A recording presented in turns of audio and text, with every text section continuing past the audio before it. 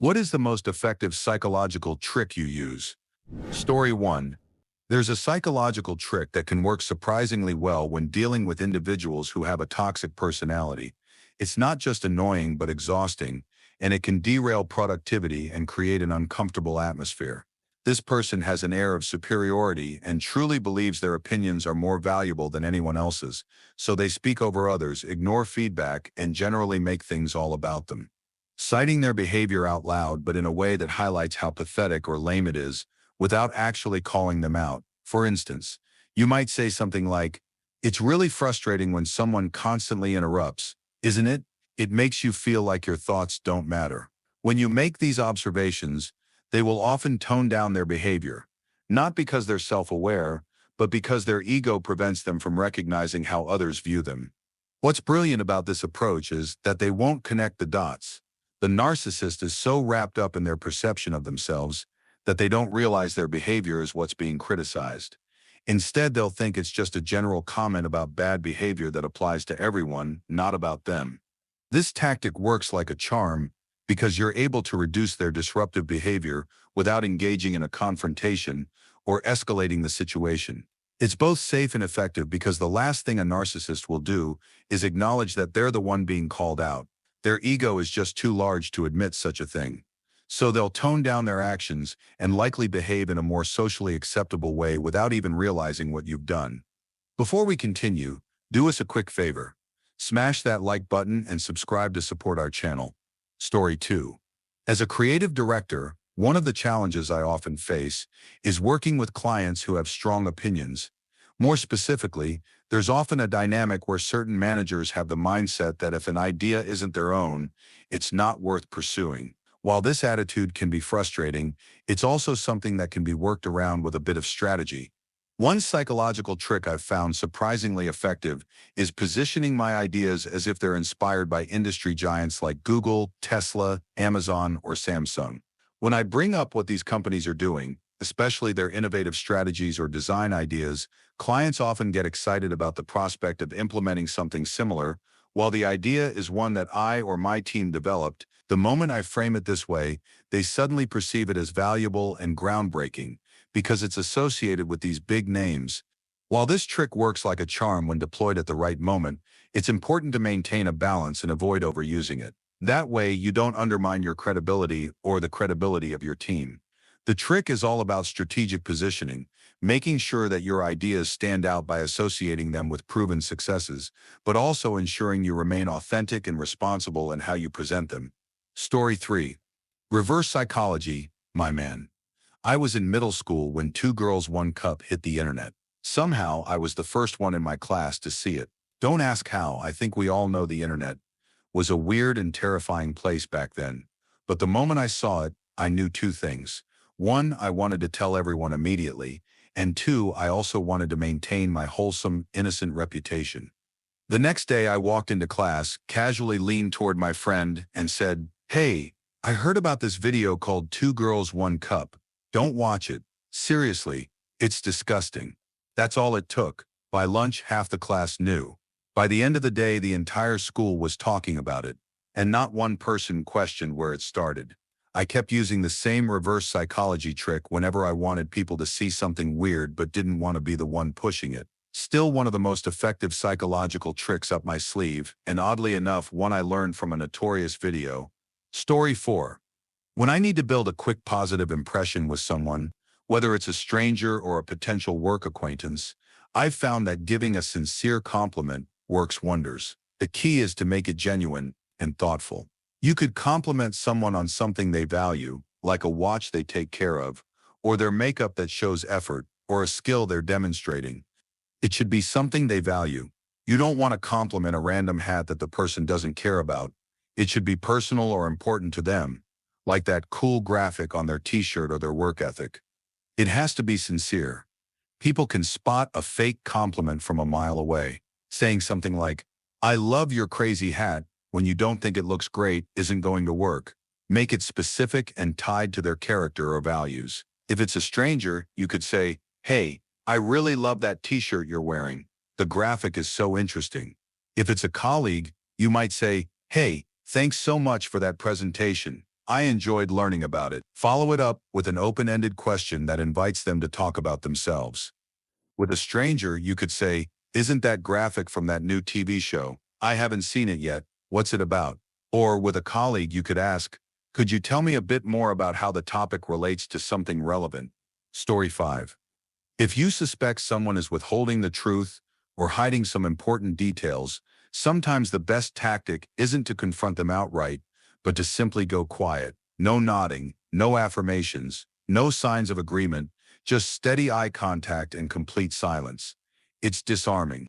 Why do I think this works? Humans are inherently social and tend to fear awkwardness, especially in one-on-one conversations. When you remove all cues of affirmation, no, no polite smile, no validating responses, the other person begins to feel a pressure to fill the space.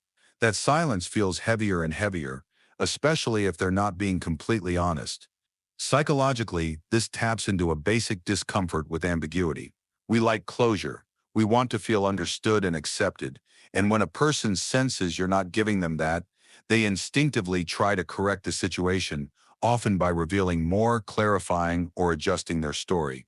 This technique is especially useful in interviews, negotiations, and serious conversations where truth and clarity matter. Story 6.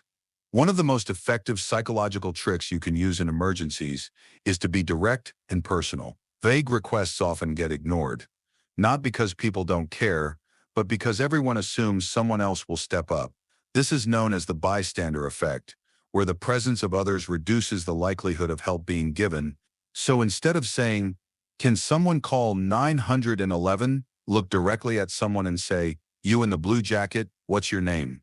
Once they reply, say, "Name, call 911 and come back to let me know they're on their way." By doing this, you've now made a specific person feel accountable. You've eliminated ambiguity. Similarly, instead of asking, "Does anyone have an EpiPen?" say, "Who here has an EpiPen?" This phrasing changes the tone from passive to urgent. You're no longer tossing your request into a sea of people. You're making it feel like someone must have the answer, and they'll be more likely to respond. This directness works because it snaps people out of group mode and into individual responsibility. It's especially crucial in high-stress situations where every second counts. People want to help. They just sometimes need a little clarity and confidence from you to act. So if you ever find yourself in a situation that demands quick help, be clear, personal, and decisive. It can make all the difference. Story 7. When someone comes over to your desk and won't stop talking, instead of bluntly telling them to go away, which can feel awkward or unfriendly, you stand up and say something like, "I need to refill my water bottle."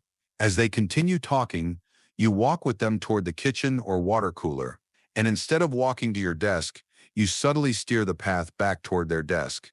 People instinctively follow the social cue of returning to their own space, especially if you pause there or casually say something like, "All right, catch you later."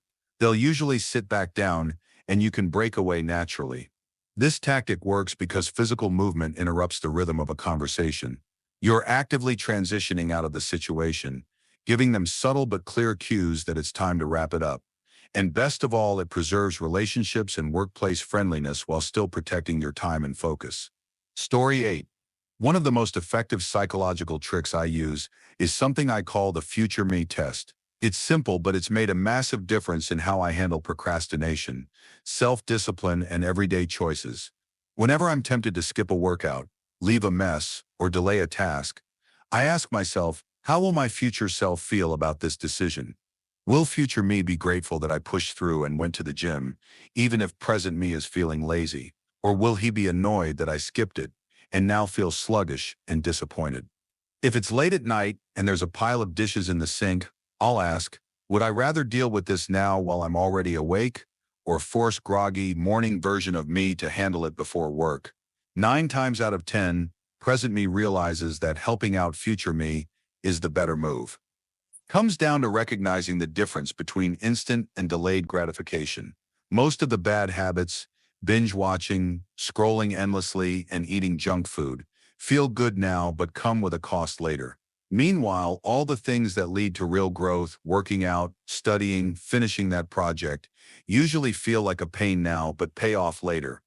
So whenever I'm struggling to choose between what's easy and what's right, I pause and think, what would future me want me to do? That small shift in mindset helps me act more in line with long-term goals, not short-term comfort. It's not foolproof, but honestly, it's the closest thing I've found to a superpower. Story 9. I have to work with kids a lot. Having a summertime job where I volunteer to assist counselors at a camp for service hours, and having 5 younger siblings, so this psychological trick works wonders when dealing with kids, especially in environments like camps or even at home with siblings.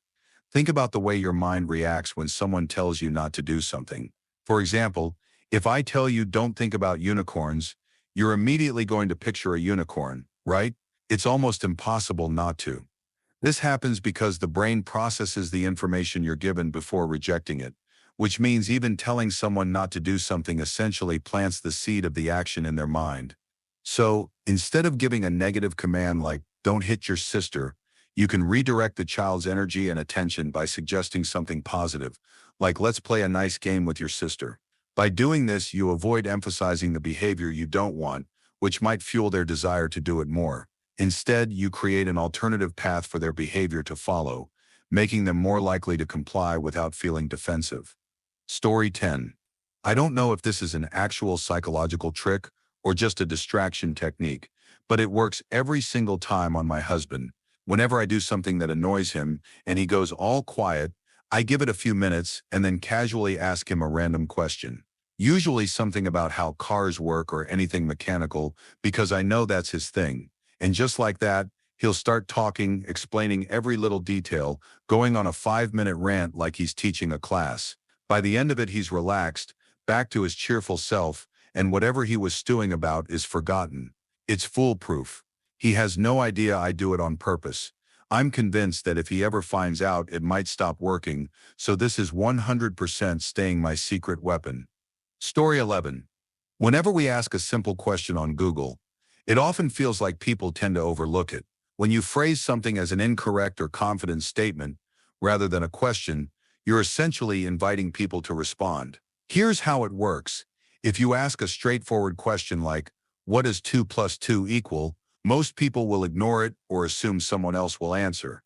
But if you make a bold, incorrect claim, like 2 plus 2 equals 5, you suddenly give people a reason to jump in.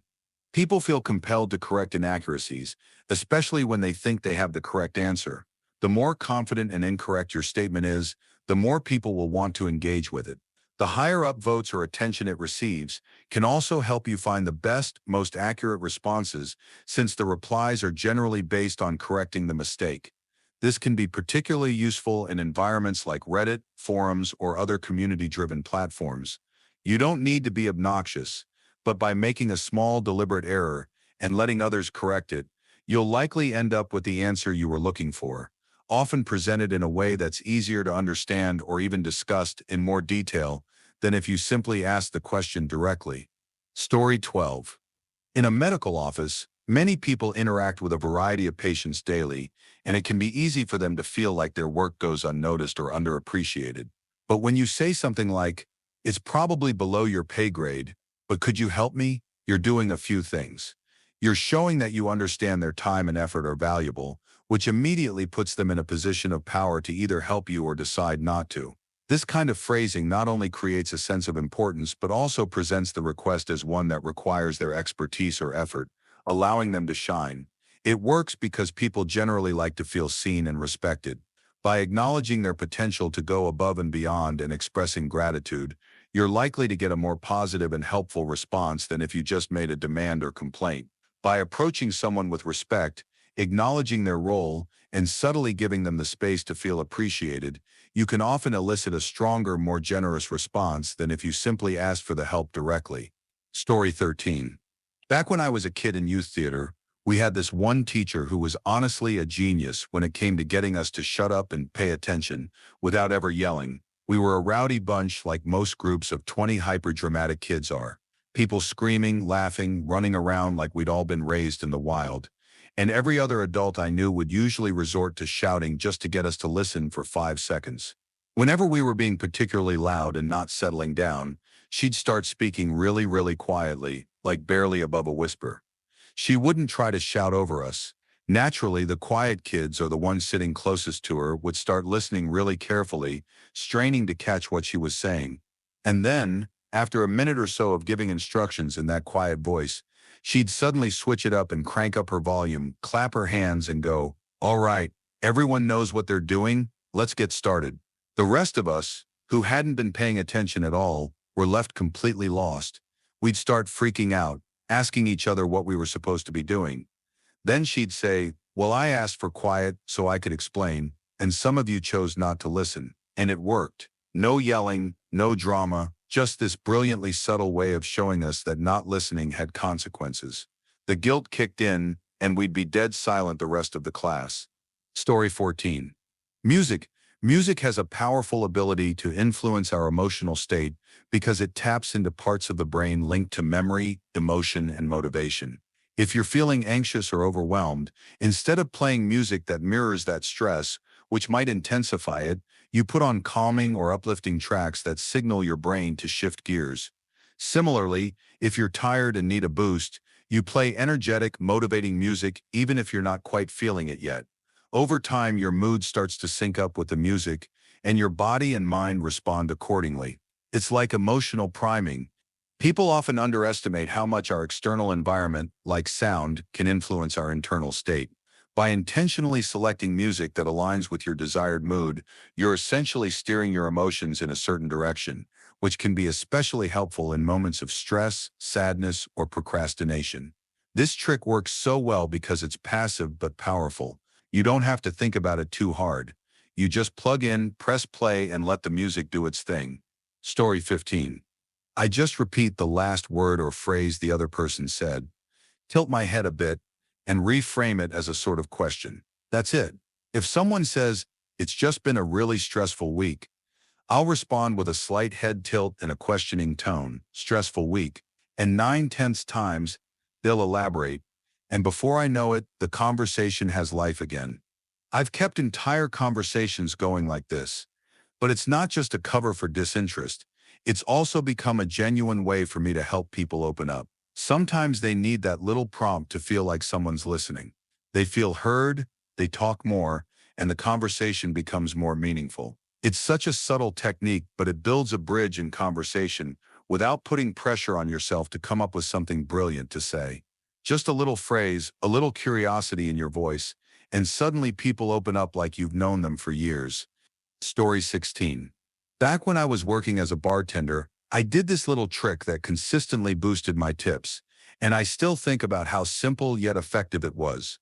Right before my shift would start, I'd throw a few 5s and 10s into my tip jar along with someone's. Not too much, just enough to make it look like the jar had already been generously contributed to. People are way more likely to tip when they think others have already done the same, especially if they think those others tipped well. It's a psychological cue. No one wants to be that person who leaves nothing, especially when it looks like everyone else chipped in nicely. I wasn't scamming anyone. I still provided good service, chatted with customers, and made solid drinks. But this little psychological trick added a quiet influence that made a noticeable difference. On average, I'd earn 20 to 30% more per shift just from setting the tone early. Story 17. This trick is something I picked up from the show Unbreakable Kimmy Schmidt. There's this bit where Kimmy says, "You can do anything for 10 seconds, and that idea stuck with me. So when I'm faced with something difficult or boring or mentally draining, I'll say to myself, okay, just try really hard for 30 seconds. It's manageable. I mean, I can hold my breath longer than that. Once those 30 seconds are over, I just reset and go again. Another 30 seconds. That's it. Breaking things down like that makes them feel way less intimidating, and 9 times out of 10, I find myself in a zone before I even notice I've moved past the initial resistance. The second one is a bit more abstract, but it's surprisingly powerful. When I have a long or grueling task ahead of me, I imagine that I've already completed it, like I put myself in the shoes of my future self, sitting on the couch, relaxing, feeling that satisfaction of being done. Then I pretend that this moment, this effort I'm putting in now, is just a memory I'm looking back on. It's weirdly motivating.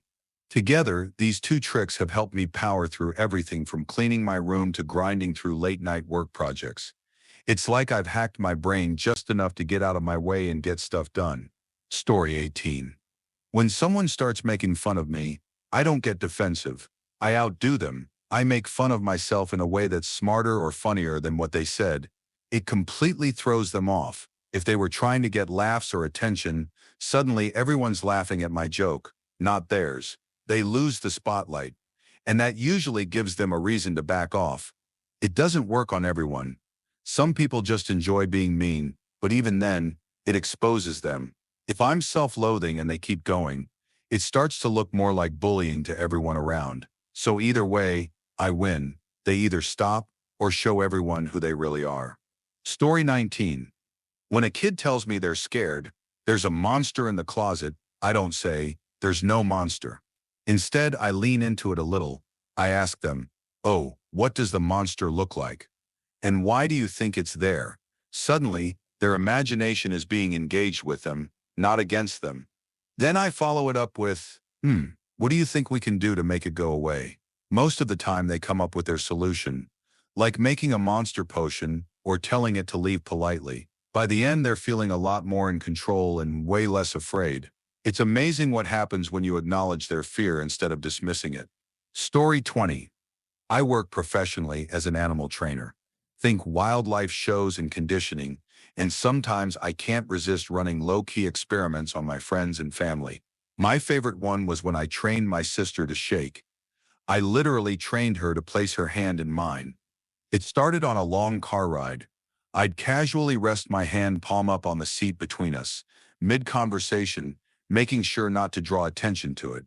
Eventually, her hand would brush mine, and then I'd offer a reward, maybe a compliment, maybe a candy. Sometimes I'd suggest we go shopping later. I made sure to keep switching up the reinforcer, so she didn't catch on. Over time, I shaped the behavior from a casual brush to her placing her whole hand flat in mine. Always during high distraction moments, car rides worked great. Soon all it took was me putting my hand out, and she'd instinctively put hers on top, like it was second nature. Eventually, she realized what I'd done and started trying to resist, but the habit was deep. Even now, 4 years later, if I put my hand out, I'll see her instinctively reaching toward it before flinching back. I don't even have to say a word. Best long con I've ever run, and probably the most wholesome one too. Story 21. I found the most effective way to confront someone is by only asking questions. If you go in with direct accusations like, "You're being a jerk," you're just arming them with a defense mechanism. Instead, I act as curiously as possible, which throws them off. Let's say someone cracks a mean joke, like, "But it's not like you're going to be lifting anything with those arms." Rather than reacting with anger or calling them out, I'll ask, "Why did you say that specifically?" The immediate shift in tone disarms them. They're no longer on the defensive against me. Instead, they'll start assessing their behavior. It gets them to reflect on what they said without feeling like they're being judged or attacked. Even if they ask, "Why do you care?" I'll respond, "I'm just curious. I just don't know why you said that." It works for more serious stuff too. If someone's trying to argue with me about something they're wrong about, I'll ask questions instead of just saying, "You're wrong." If I think they've got their math wrong and they're giving me a number like 48 when it should be 36, I won't scream, "It's 48, at them. Instead, I'll ask, "I don't understand your math. How did you get this answer? What's this time that? That doesn't add up to me. I thought it was this other number. What am I missing?" They start questioning themselves, and the situation cools down. A lot of men project an aura of, "Don't mess with me," but the real power comes from projecting, "You can't even imagine messing with me." It's the ultimate technique for being untouchable without being passive. You don't have to be aggressive or condescending. You just stay curious and respectful, even when confronting something you don't like. It throws people off. When you ask the right questions, you end up with them backing down or even thanking you for the conversation. But here's the thing. I avoid hostile or leading questions. Things like, "Why are you being a jerk?" or "Why don't you think before you act?" are just going to get them in the mental attack mode. The key is to keep your tone genuine. You've got to keep it along the lines of, "I don't understand this, can you explain it to me?" Once they start explaining themselves, they'll often realize their own mistake, and that's when they crumble. It's like seeing the mental gears grinding as they question themselves. That's when you know you've got them. Story 22. I learned a little trick in teacher's college that has made a big difference in how I get things done. It's all about switching from saying please to saying thanks in certain situations. Instead of saying, put your phone away, please, which leaves it sounding like the person has a choice or that you're waiting for a response, I'll say, put your phone away, thanks. The thanks at the end makes it sound like you've already finished the conversation, and they don't have room to respond. It's a small change, but it shifts the dynamic in a way that makes people more likely to comply without pushing back. Story 23. One surprisingly effective psychological trick is the hiccup challenge. If someone says they have hiccups, simply ask them to prove it. Roughly 9 out of 10 times, the hiccups mysteriously vanish. It sounds a bit ridiculous at first, but it makes sense when you consider the psychology and physiology behind it. Hiccups are usually involuntary spasms of the diaphragm, often triggered by things like eating too quickly, sudden temperature changes, or even excitement. They're automatic and unconscious, but when you suddenly bring attention to them, especially with a request like prove it, you force the brain to switch gears. Now the person is no longer passively experiencing the hiccups. They're actively trying to summon one, which breaks the automatic loop. The brain and body aren't great at multitasking when it comes to involuntary responses, so putting the spotlight on the hiccup interrupts the process. It's like trying to sneeze on command, hard to do once you're consciously thinking about it. While it's not guaranteed, it's a quirky, low-effort technique worth trying before resorting to drinking water upside down or holding your breath. Story 24.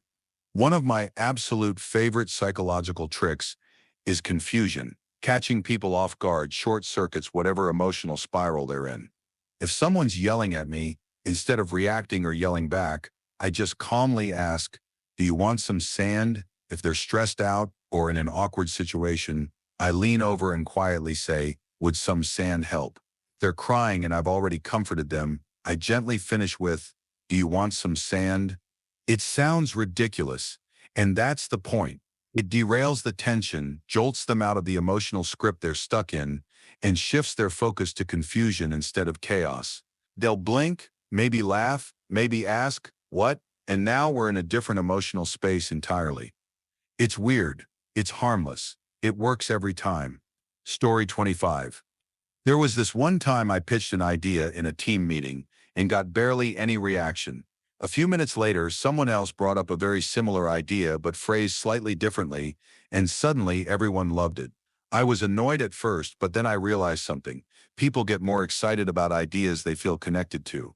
So in later meetings, I'd seed ideas gently by asking questions or suggesting part of an idea and letting someone else run with it.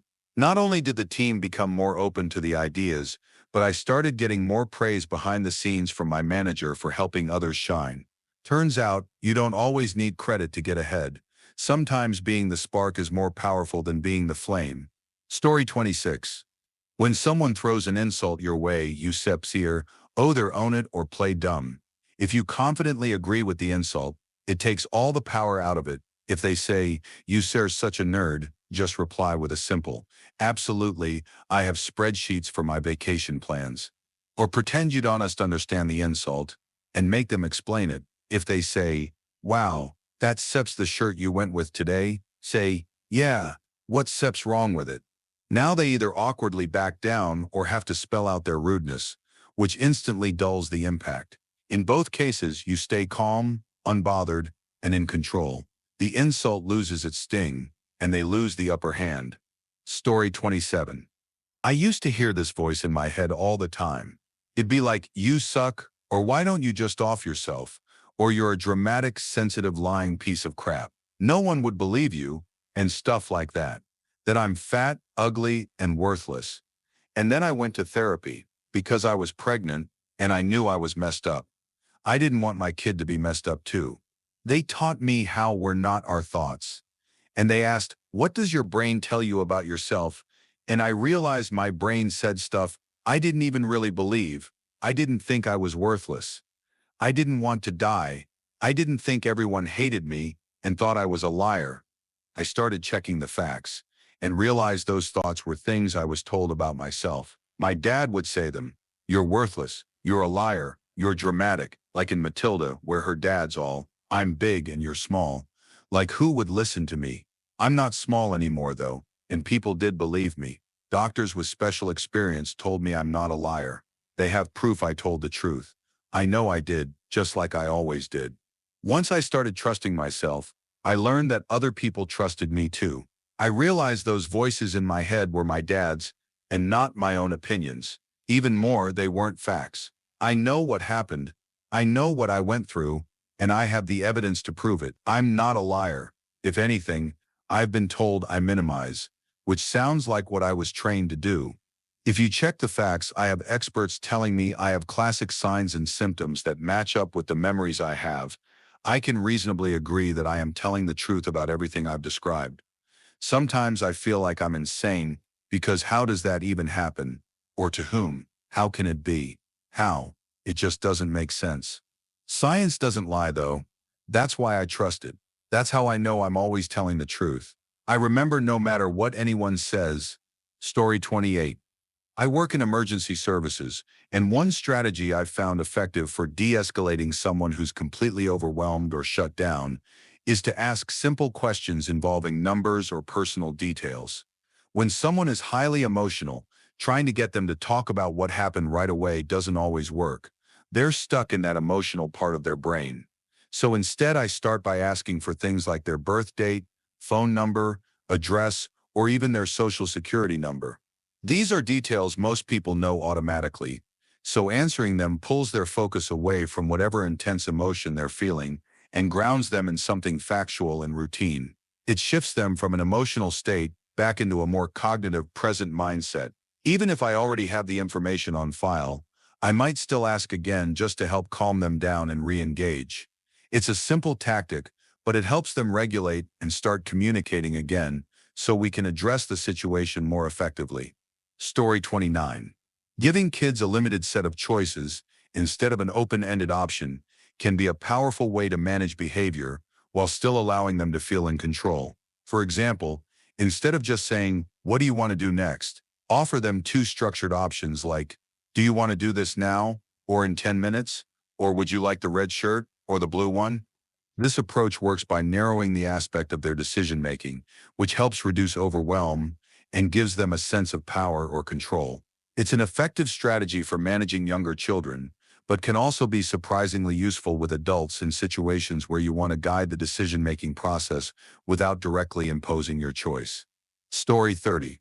One of the most effective ways to build a beginner's confidence when they're struggling with something challenging is by celebrating the smaller wins as if they were major accomplishments. If someone installs RAM in a computer correctly for the first time, giving them genuine praise for the task, even though it might seem small to someone experienced, can make a huge difference. It helps them see that each small step contributes to the bigger picture, making larger tasks seem much more manageable and less intimidating in the long run. I find that even people with a more pessimistic outlook can feel encouraged when you approach the situation with a thoughtful expression, showing that you're working through the challenge with them. It's important to guide them gently, without sounding condescending, and give them space to make a few mistakes along the way. Slowly nudging them in the right direction without them realizing it allows them to feel a sense of ownership over the solution, which boosts their confidence even further. The feeling of accomplishment they experience is incredibly rewarding, not just for them but for me as well. In my experience, I've helped people in many different areas, and the number of times I've seen someone walk away feeling on top of the world after they've been subtly guided in the right direction is priceless. It's all about creating that positive momentum for beginners so they feel like they're progressing and on the right track. Discouraging them or pushing them too hard can have the opposite effect, making them feel overwhelmed and defeated. Story 31.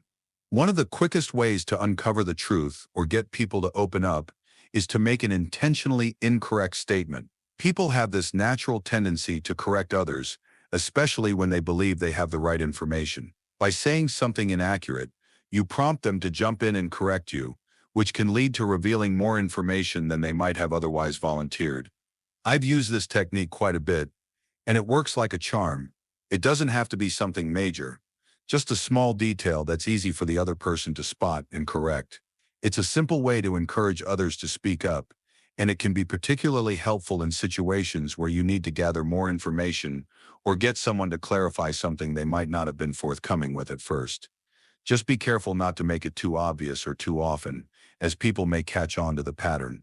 But when used strategically, it can be an incredibly effective way to get to the heart of the matter quickly. Story 32. When I'm struggling to understand something, one strategy I've found surprisingly effective is trying to explain it to someone else who has less knowledge of the subject. It forces me to break the concept down in simpler terms, which often helps me work through it more clearly.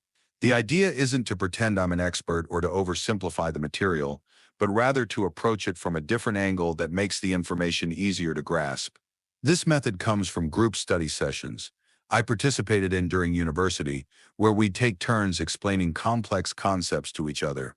At first it seemed like a small thing, but it helped me solidify my understanding.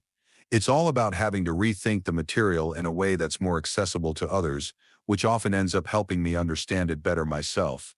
Plus, teaching someone else, even informally, can be a great way to reinforce your knowledge. Story 33. I work at a call center, and one of the most interesting parts of the job is the wide variety of people I interact with. Some customers just want someone to talk to, which is usually perfectly fine and even pleasant. However, there are times when I end up talking to individuals who go on about conspiracy theories, like Pizzagate, claims about Muslims and Mexicans supposedly crossing the border, or even things like fluoride being used for mind control. At first, I tried using different polite lines to gently wrap up the conversation, such as "I'm sorry, can I get you anything else?" Or even trying to distract them by saying, "Well, give Peppa their pet some love for me." But none of those lines worked very well, and I found myself stuck for longer than I'd hoped. Then, after weeks of trying to figure out how to get off these calls, I had a realization: I was making the situation about me.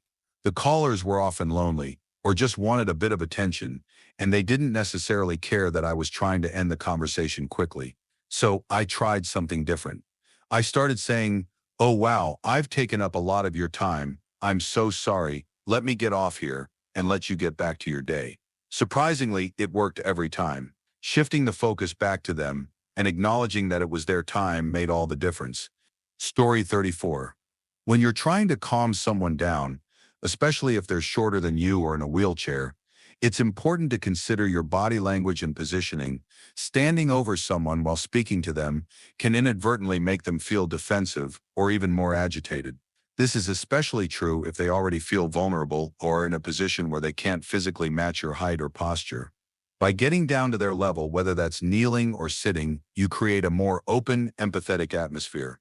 This simple adjustment can make a big difference in how they respond. When you're at their eye level, they can see your facial expressions more clearly, which makes you seem more approachable and less intimidating. This approach helps foster a sense of cooperation and mutual respect, making it more likely that they'll be open to calming down and engaging in a productive conversation. Story 35. When someone shares their problems with me and I don't have much advice to offer, I've developed a habit of responding by rephrasing what they've said. I'll often say something like, "So you feel like," and then put their thoughts into my own words. This has a surprisingly positive effect. It helps the other person feel understood and validated. At first, it was just a natural way for me to process what they were saying, as I have autism and tend to struggle with things like exaggerations and sarcasm. My mind can wander, so I started doing this to ensure I was grasping the situation correctly. It wasn't until I noticed my therapist doing the same thing that I realized how powerful this technique can be, even when I understand everything perfectly. It's about making the other person feel heard. One time, a friend vented about their dad not understanding their desire to get a lip piercing. She told me angrily, "Ugh, I just haven't been getting along with my dad. He hates all my friends and says I can't get my lip pierced because in his day, men didn't get piercings. He's acting like I'm doing it just to spite him. He just doesn't get it." Like, "Yeah, Dad, it's definitely still 1972. Well done, and I'll go. So what you're saying is that the line of communication is a bit broken right now. Your dad seems stuck in his way of thinking, almost like it's still the 1970s. You're trying to express yourself through your friends and your appearance, but he's taking it as some sort of rebellion, and it's frustrating you." She then replies, "OMG, yes, you get it, you're the best. Thank you for repeating the exact thing she just said in a critical tone." By simply reflecting their feelings calmly and clearly, I can help them feel seen and heard, which in turn strengthens the conversation and builds a sense of connection. It's a small but effective tool for communication, and it's helped me improve my interactions with others. Story 36. I work at a dual diagnosis drug and alcohol rehabilitation center, which means that in addition to helping clients stop using substances, we also diagnose and treat psychological disorders like bipolar disorder, depression, schizophrenia, and more. Many of our patients have experienced severe trauma in their past, which can complicate their treatment. The behaviors of our clients can vary greatly. Some may isolate themselves completely, while others might become loud, destructive, or act out simply because they're desperate for any form of attention.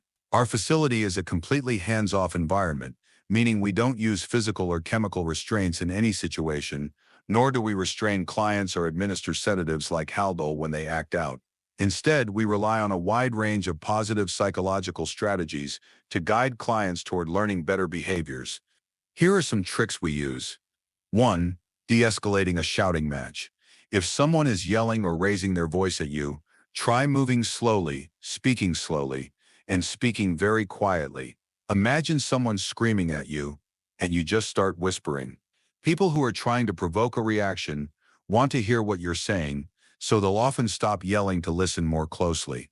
This not only helps interrupt the shouting, but also models calm behavior. Seeing you remain calm in a stressful situation can subconsciously trigger them to calm down as well. Speaking slowly gives their mind space to process the situation, which helps them de-escalate their emotional state. If whispering doesn't work, you can use interjections like, hey, hey, hey, let's take a second here, or geez, geez, using a calming tone that gradually softens in volume. 2. De-escalating two people in conflict. If you're an observer and notice two people arguing, you can use humor to shift the mood.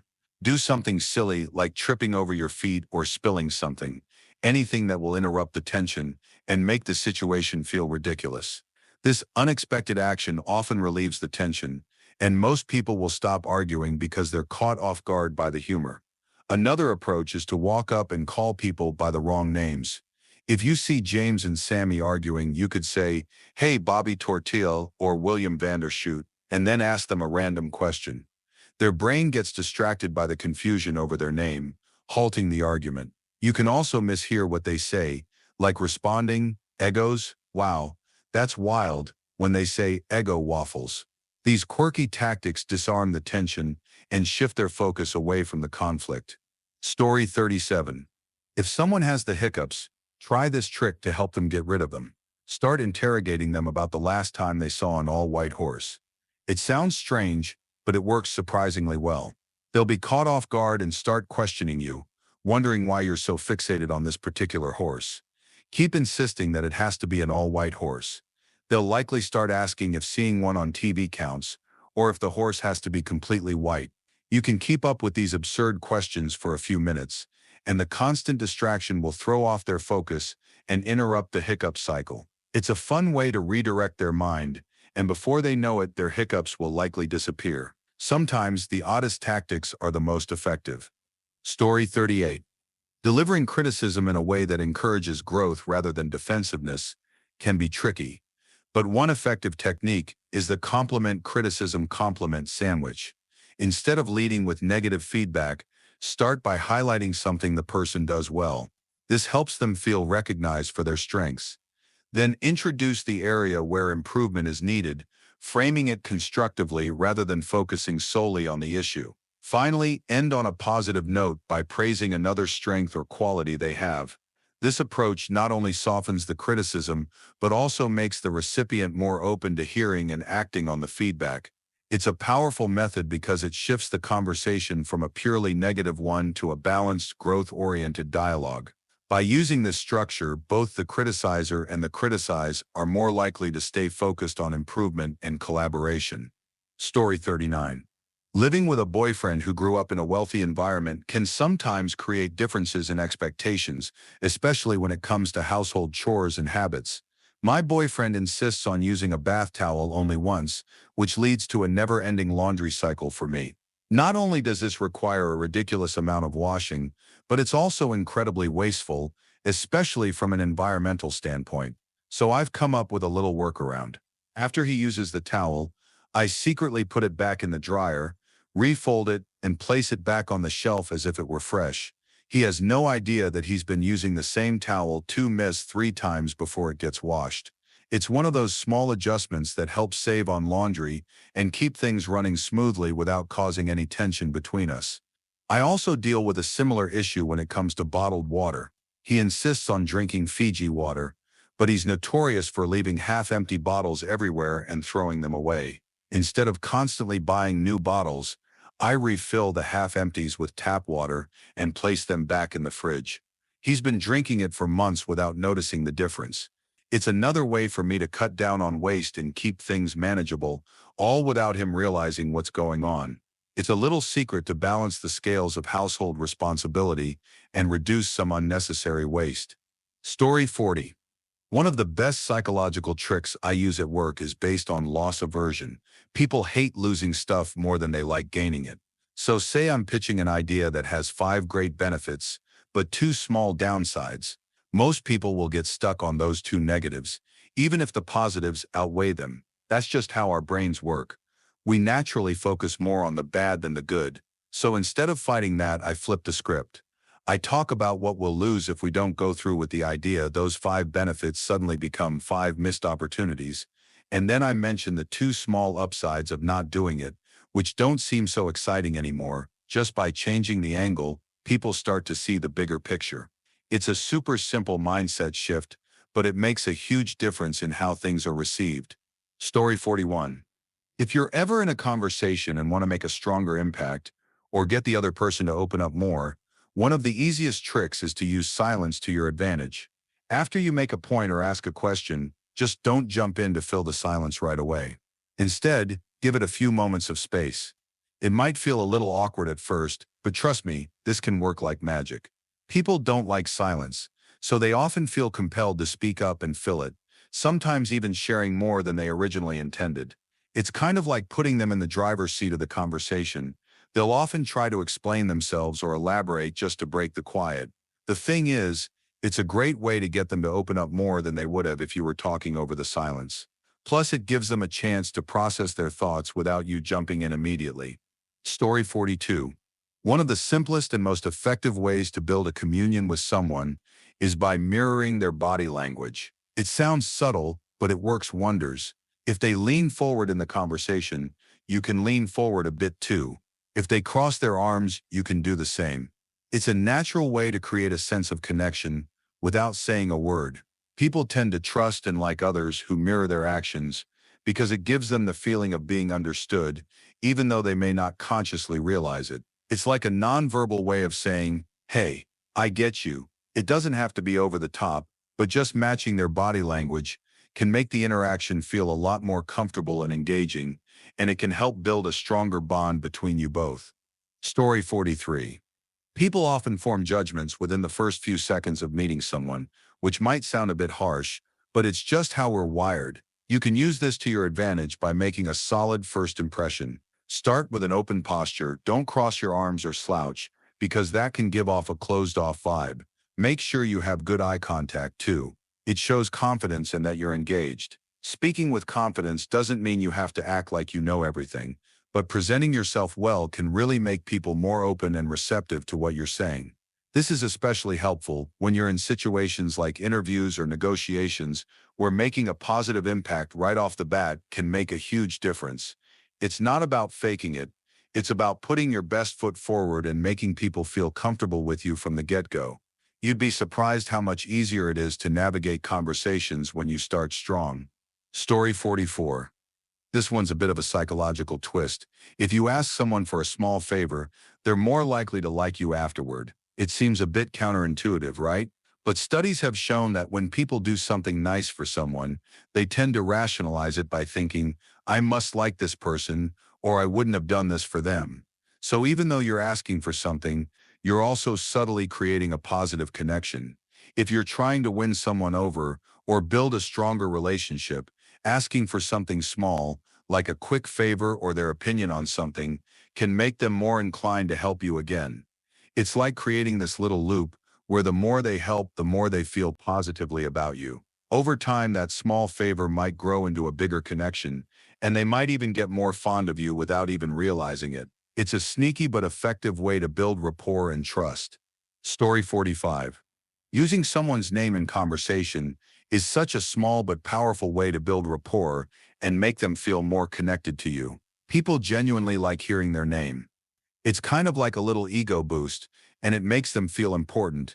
When you use their name, it subconsciously signals that you're paying attention to them, and it can help deepen the connection. But don't overdo it. If you keep repeating their name too often, it can come off as forced or insincere. Instead, just sprinkle it in naturally at key moments, like when you're making a point or when you're acknowledging something they've said. This simple act can make them feel more respected, valued, and like they really matter in the conversation. It's a small gesture, but it can go a long way in building trust and creating a positive vibe. Story 46.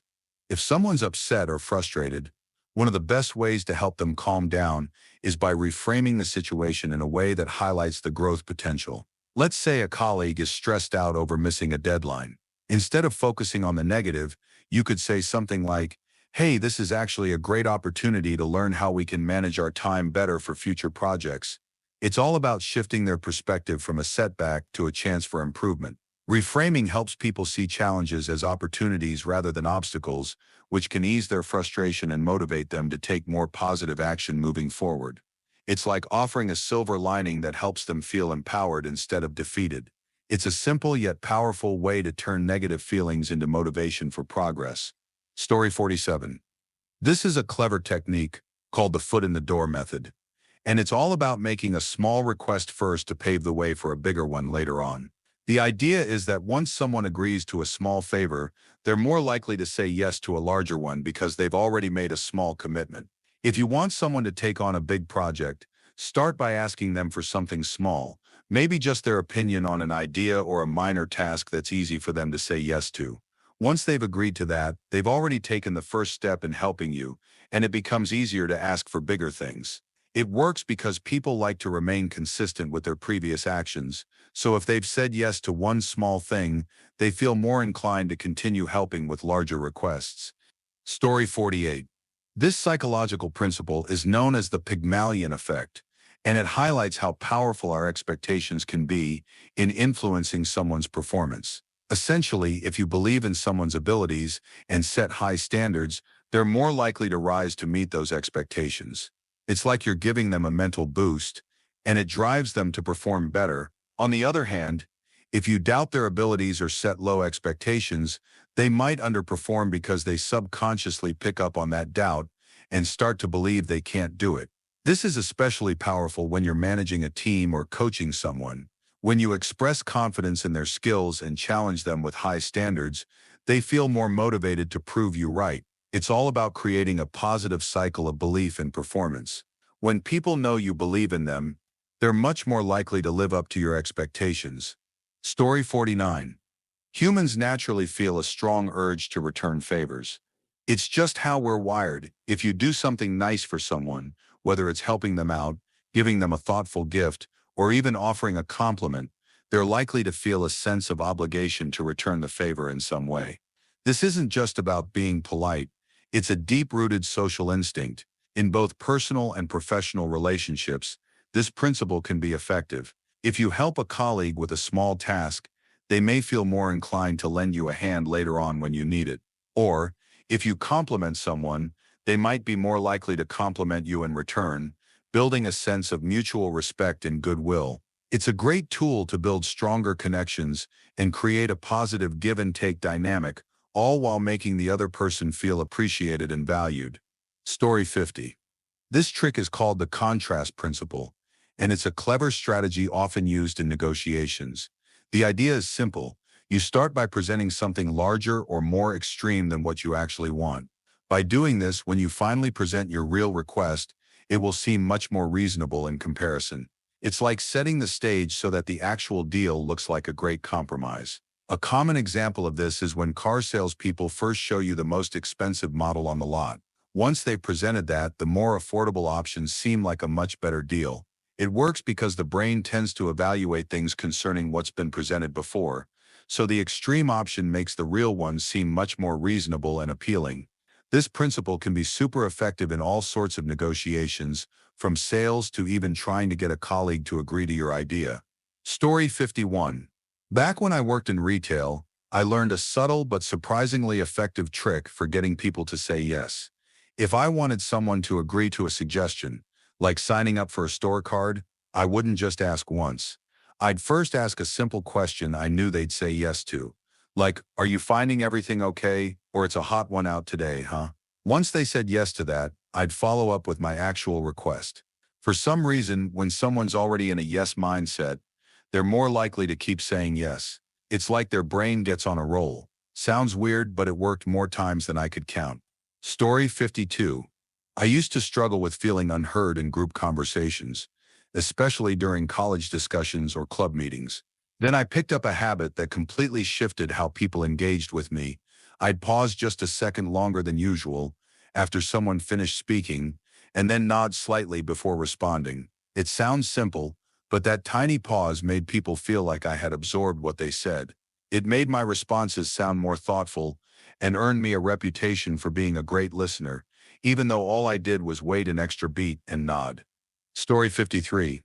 One of my professors once shared a psychological study about how people are more likely to comply with a request if you give them a reason, even if the reason is weak. I decided to test it during a bake sale. Instead of just saying, "Could you buy a cookie to support our club?" I'd say, "Could you buy a cookie because we're trying to raise funds for supplies?" My success rate nearly doubled. Even saying something like, "Can you help us out because it would really mean a lot," worked better than no reason at all. Apparently, the word "because" signals logic to our brains, and we respond to it instinctively. Story 54.